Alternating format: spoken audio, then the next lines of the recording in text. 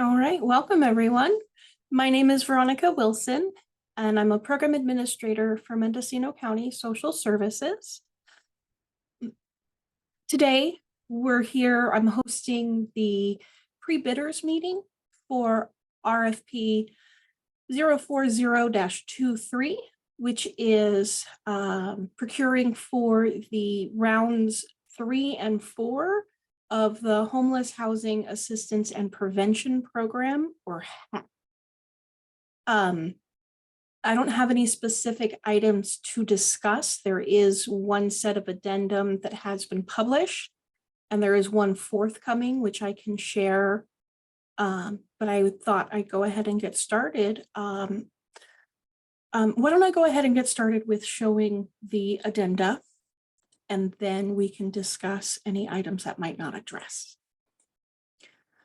This one has been published. It was published on 8/4.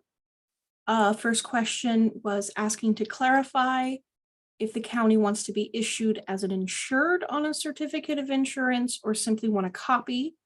We need a copy.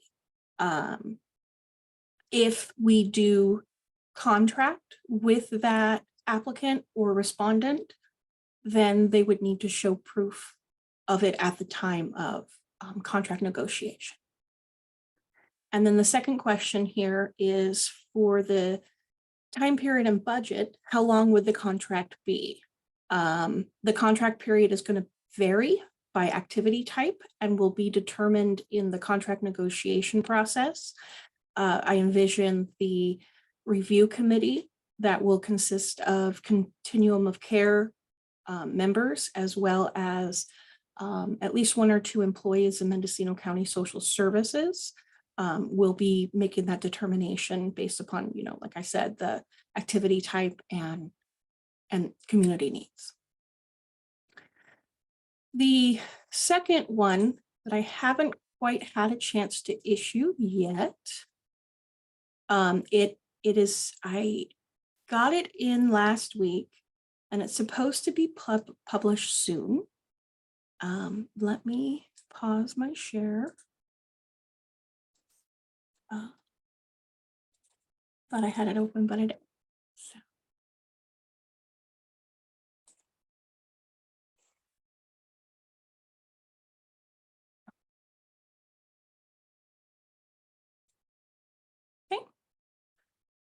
Okay. Hoping that it'll be issued today, but it's still in the final review. So there may be slight changes. Oh, resume share. There we go. Sorry, I didn't realize it was paused. Still learning some of this. So this is the second one that I hope to be published later today. The final publishing may have slightly different language if there's any changes made by General Services. So the first question is about formatting. If an agency is submitting for different allowable projects, are we to submit different proposals for each, separate items from the checklist, or differentiate the request within one proposal? And the response is respondents requesting funding for more than one project should submit one proposal per activity. All required elements identified in the RFP must be included in all responses submitted.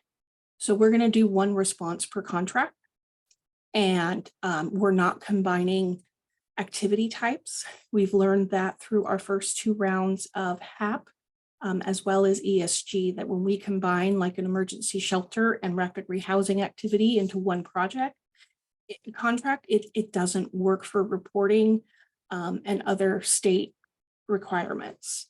So mostly for invoicing and reporting. So we're asking that one per activity. Is that clear, or are there any questions about that? Because I know that was a big. Okay. The second question, scope of work, item H, clinically enhanced shelter. Is this the funding only for clinically enhanced interventions that occur on site at the physical shelter, or can the specialized interventions be provided at another agency operated location serving shelter guests? Is transitional housing for adults where the target is homeless suffering SMI allowable? And the response is the location where the provision of services will occur will vary by project type and will be determined in the contract negotiation process. I'm realizing I don't think I fully answered that question.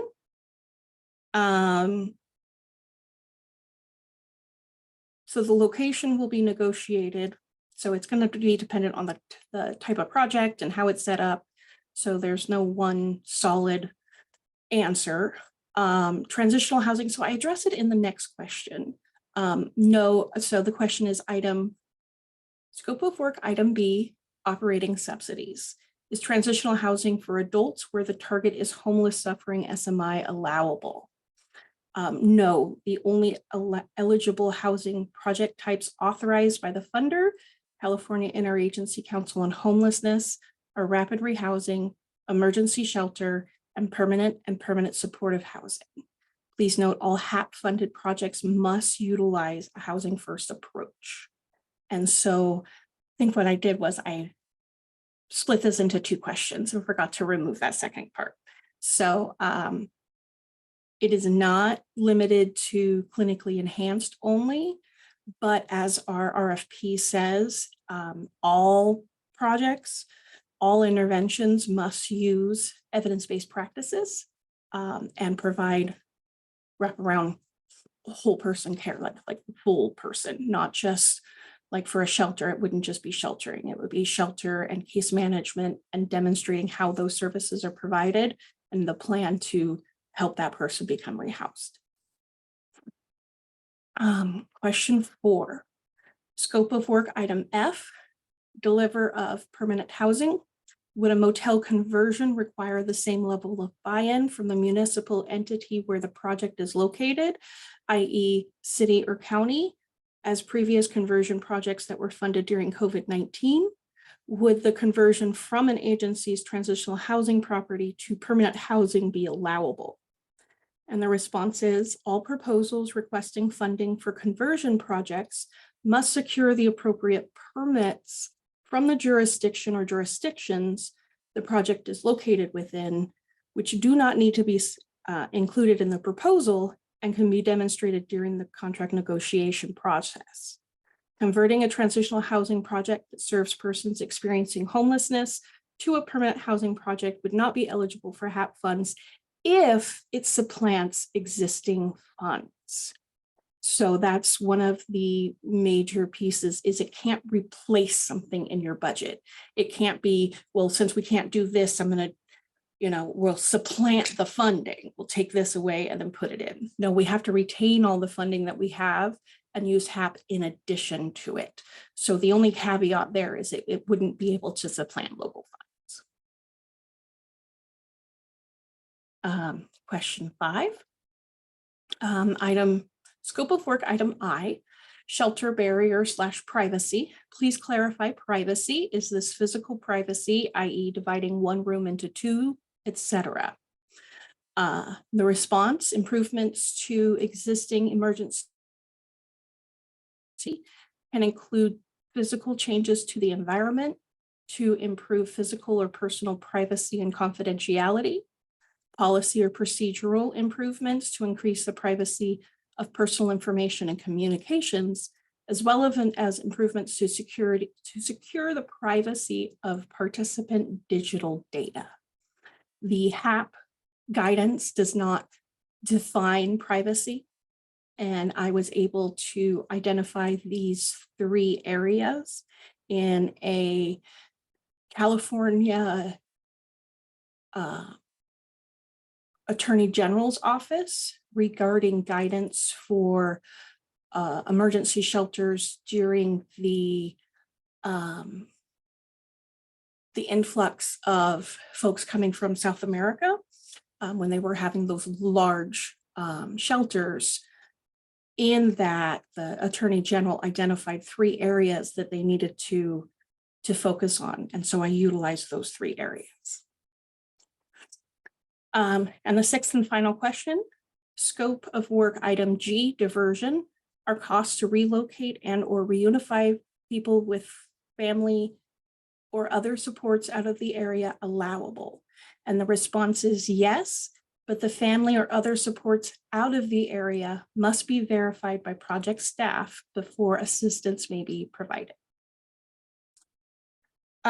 So those are our addenda questions. I can go ahead and if you want to raise your hand, if you have any items you'd like to discuss or ask clarification on.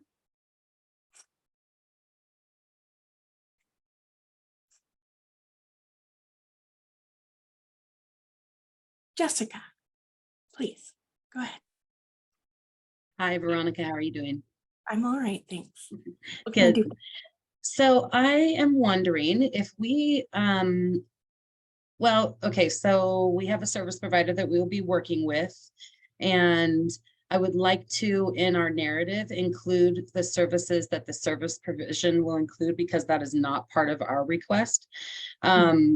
I don't, I'm not sure if that's necessary, but I think it would be helpful just to give the county a better understanding of our goal. So I'm wondering if that is acceptable, I guess. So let me clarify a makes little sense. bit to make sure that I understand the situation first. Okay. You're partnering with another agency to operate the project, correct? Yes. Thank you. Yes. Will you be sharing funds through this RFP with that other agency? Okay, so they are not considered a subrecipient under this RFP because you're not contracting with them to give them money. And so what I would recommend is including in your project description how you're working with them, because it sounds like the project wouldn't be viable or be as, what you're wanting it to be without them. So include them in your project description, but nothing in the budget or anything, it sounds like. Yes. Thank you. And you stated that much more clearly than I asked it. I'm just making sure I understand. Yes, I feel like it would help clarify the level of services, that kind of thing, the types of services, housing first, trauma informed, all that. So thank you very much. You're very welcome. Other questions? Paul. There you go. Uh-oh, we can't hear you.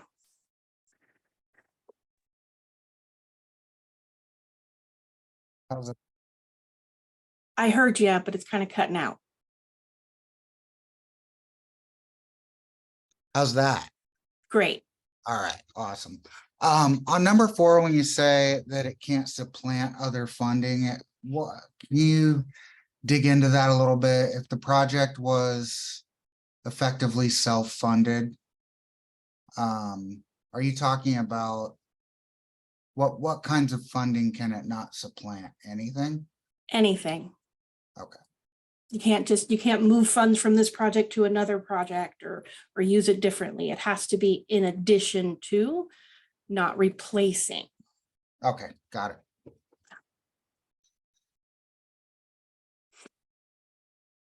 Did I address your other questions appropriately and thoroughly, Paul? Yeah, for sure. Excellent. Okay, that'll be published soon. Others?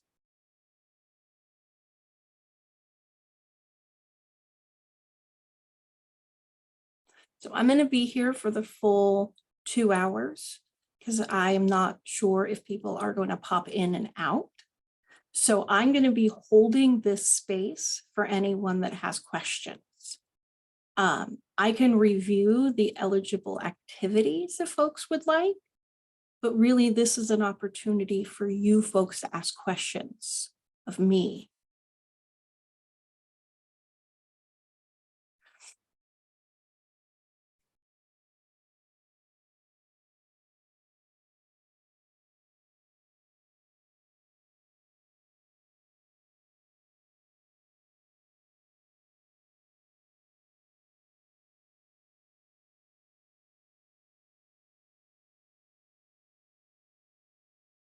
Would anyone like me to review the eligible activity? Neil says no. Shook his head no. Connie says no. Okay.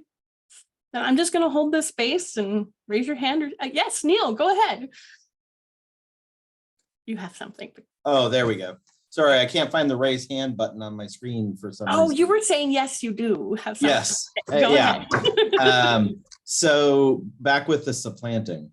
So in our case, our funding is going to be expiring and we're trying to continue a project. Then that is not supplanting. Okay. That is continuing the project with a new source of funding that you've lost. Okay, perfect. That's Yes, what I wanted to know. very Thank you. different. Supplanting is when you still have it available, but you decide to pull it away and replace it with HAP, but you still have access to it. That's Okay. not. Okay, perfect. Thank you. Yep.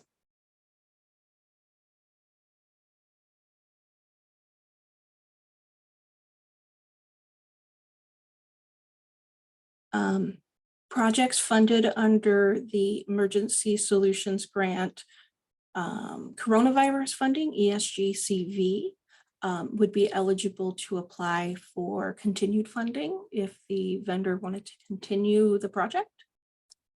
There are some HAP 1 and 2 funded projects in the community that are welcome to respond for additional funding once those contracts expire, as well as any new projects or projects that are in existence that want to expand. Lots of opportunity.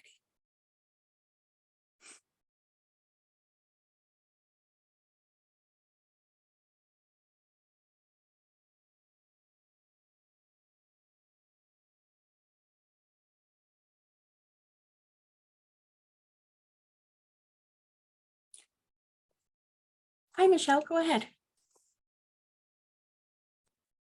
Thank you, Veronica. I came in a little bit late because, I work at a crisis agency and there's always a crisis going on. But, Imagine that.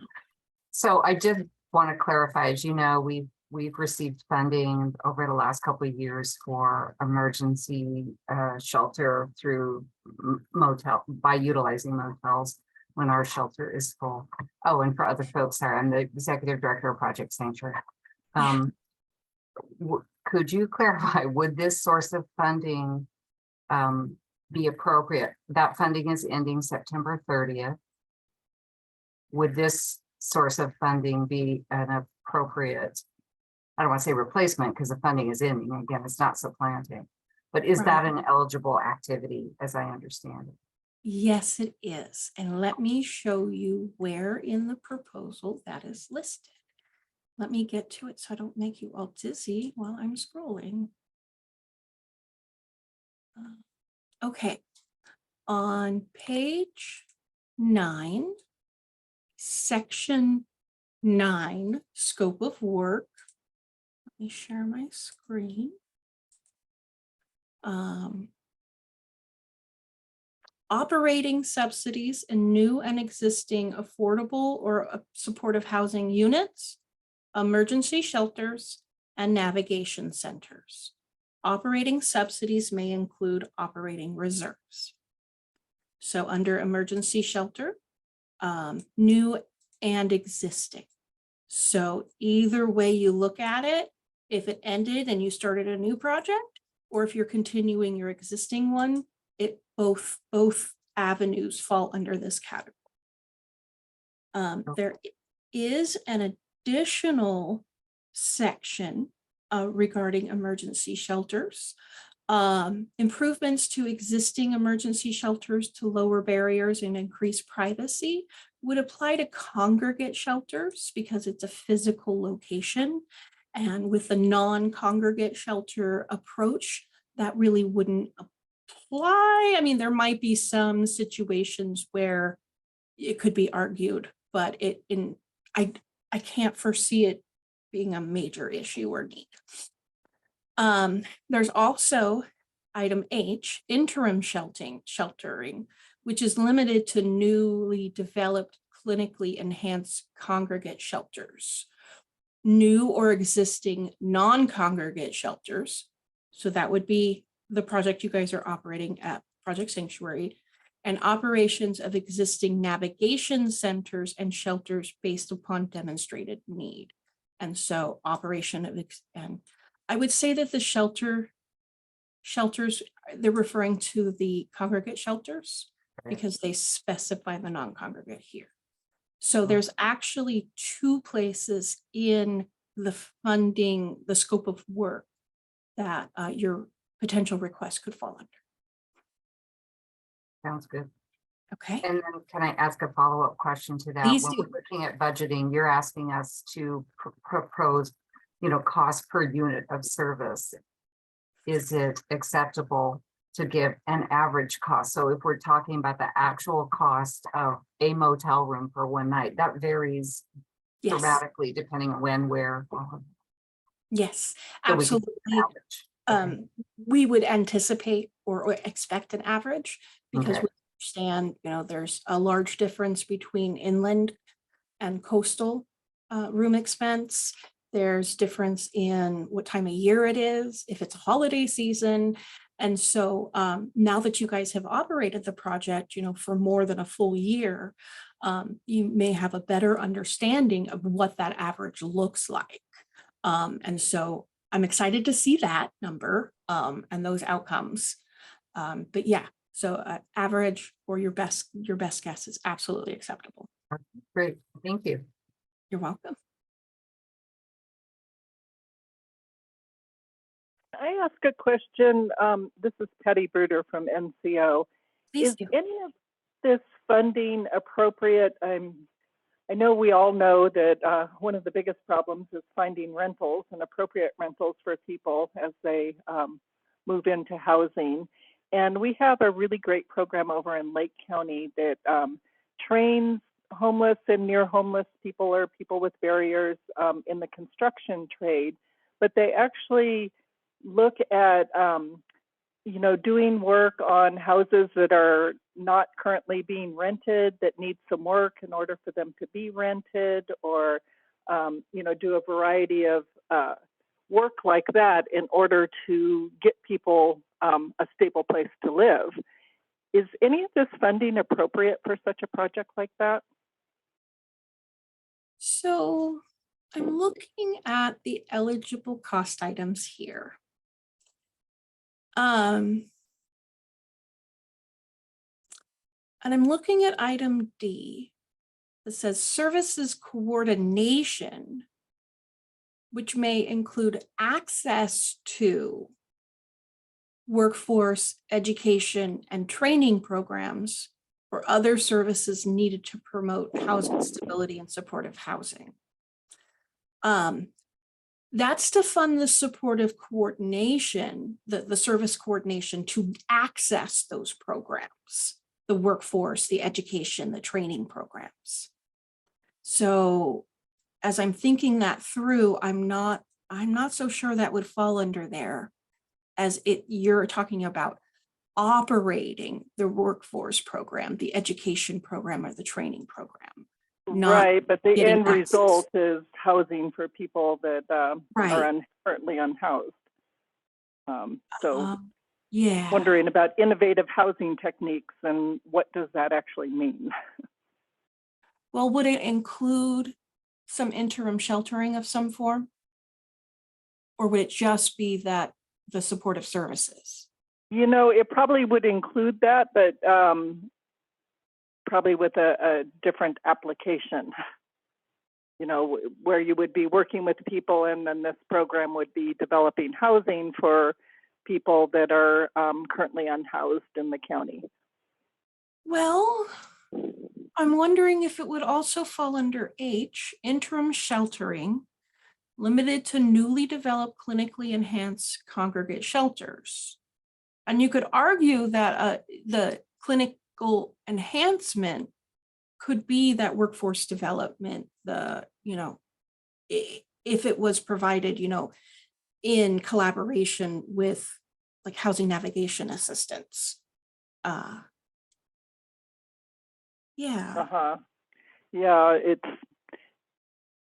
it's just frustrating that we have, can spend lots of money on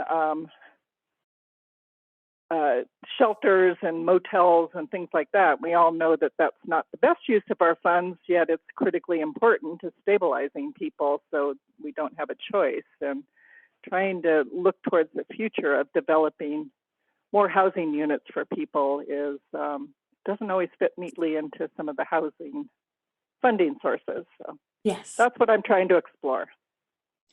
The governor's office developed HAP to be a source of funding to supplement the mainstream services.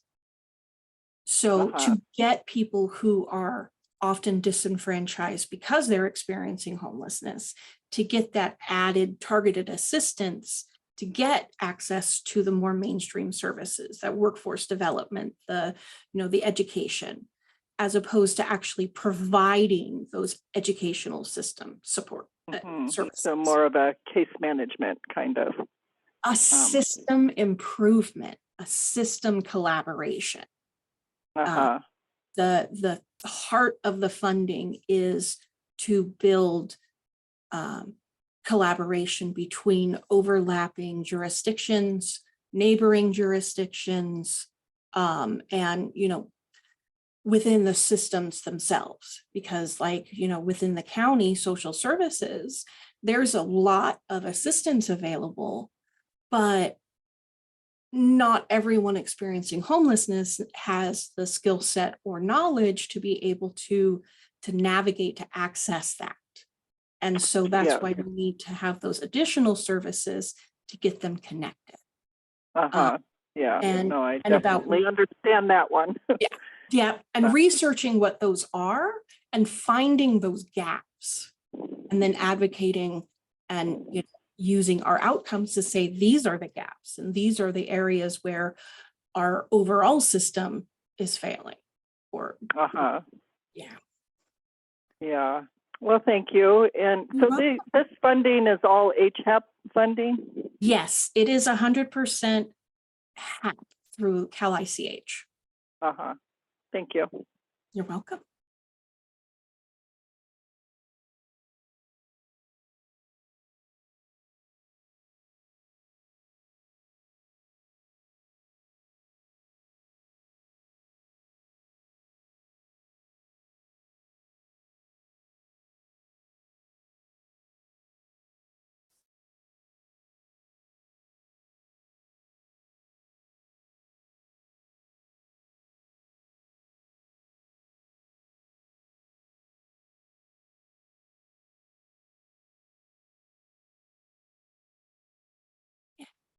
There we go.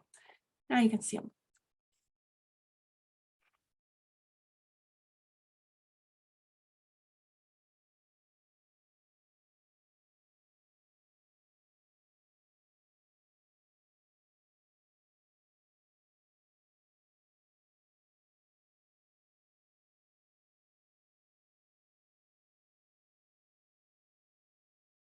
Some of the examples of eligible activities that we haven't done previously. Organize and oversee the 2024 point in time and housing inventory counts. We're looking for an agency or organization or entity of any kind to take over the oversight and operations of it.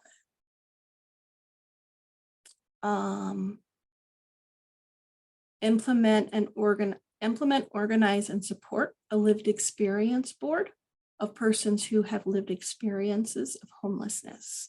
So we're looking to establish a local board of folks who have that lived experience, because we have found having individual advocates can be overwhelming. It can be intimidating for people with lived experience who aren't at the table in a professional capacity. And nationally, they're seeing that a move towards this model of, instead of having one person speaking about their experiences, having a group of people elect one person who speaks on their behalf. We're also looking for someone to facilitate collaboration with tribal HAP recipients. So Cal ICH has developed a parallel tribal HAP funding, And we have multiple recipients within Mendocino County. And so we need to have collaboration with them. And so I'm hoping to have some form of cultural gatekeeper or someone who can help me with that advocacy and with that collaboration. Someone with much more experience than I. Notice that hotel and motel conversions are allowable. Not something we've done a lot of. It does take quite a bit of funding to do that, but always worth a try. Prevention and diversion services using the housing problem solving approach. That's a very rare source of funding. We don't often get prevention and diversion services available. And if they are, they come with additional requirements, or there's only 10% allowable. And so that's something we don't normally see. And the improvements to increase privacy in existing emergency shelters is something new that I haven't seen before. Partially why I struggled with defining. Let's see.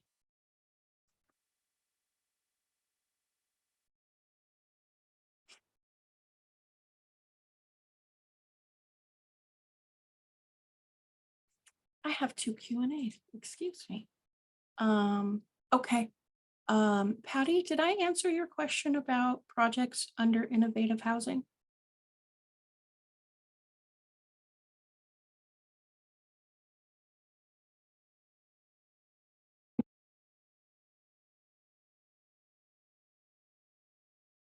I'm gonna say yes.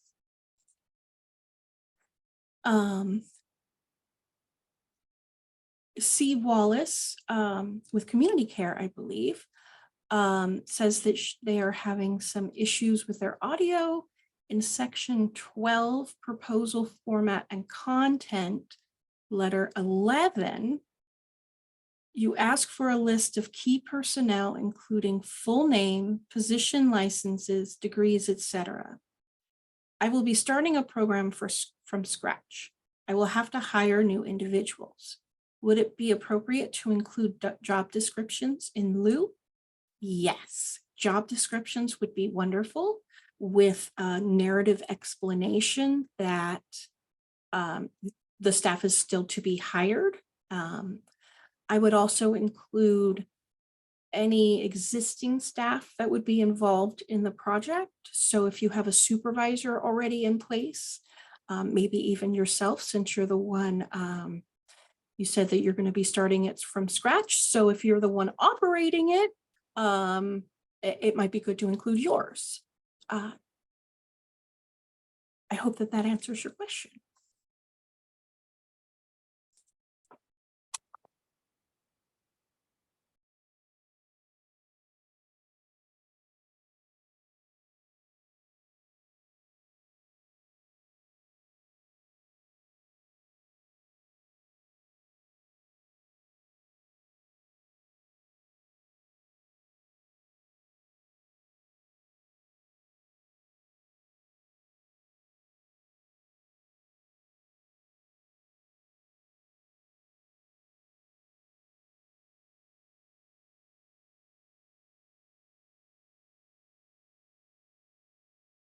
All right, perfect.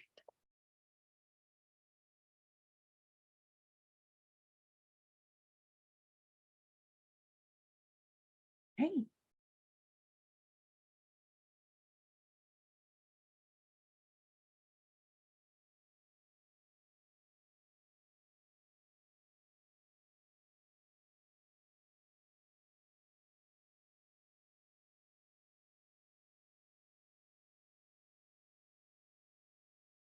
Well, I'm going to go ahead and mute then and work on some other things, but feel free to speak up if you have any questions.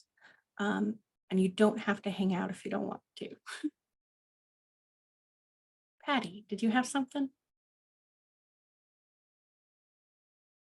Maybe not. Nope. Okay, we're good.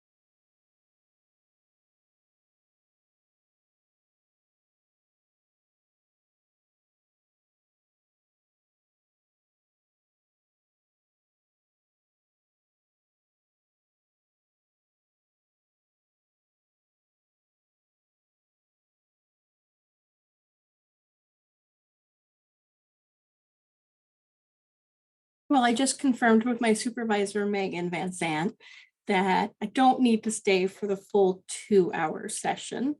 We're 45 minutes into the meeting. So I'm gonna go ahead and ask one last time, does anyone have any questions or items to discuss? Otherwise, I'm gonna end the meeting.